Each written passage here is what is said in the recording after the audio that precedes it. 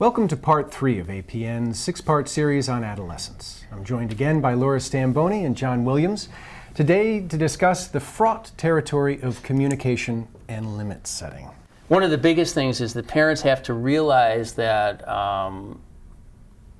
the teens are going to see them as having flaws, that they make mistakes, and it's a big change from what it was like when the kids were younger, when they pretty much went along with the program. And that's sometimes, for some parents, it's not so hard, and for other parents, it's an incredible challenge because they tend not to want to see themselves as having those kinds of flaws. And a lot of parents even feel if they show that side, even if they believe it in themselves, if they show that side to the child, that they're going to lose somehow power, or they're going to lose some kind of influence over them because they have this fantasy that they have to be more perfect, which is just not the right way to look at it, because the kids are going to see through that. The job of parenting is eternally unfair.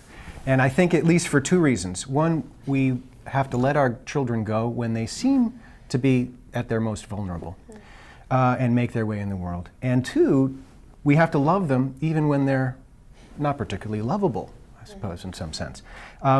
Advice for viewers. Love them when they're unlovable.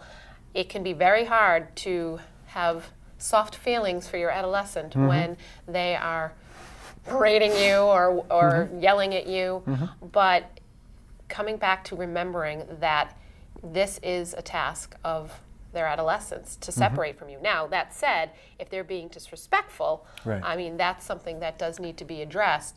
But the thing that needs to really be focused on in the moment is what is the real concern behind it all, you know, and the other stuff, you know, disrespect, etc., that needs to be addressed, but they may need to be in 2 separate times.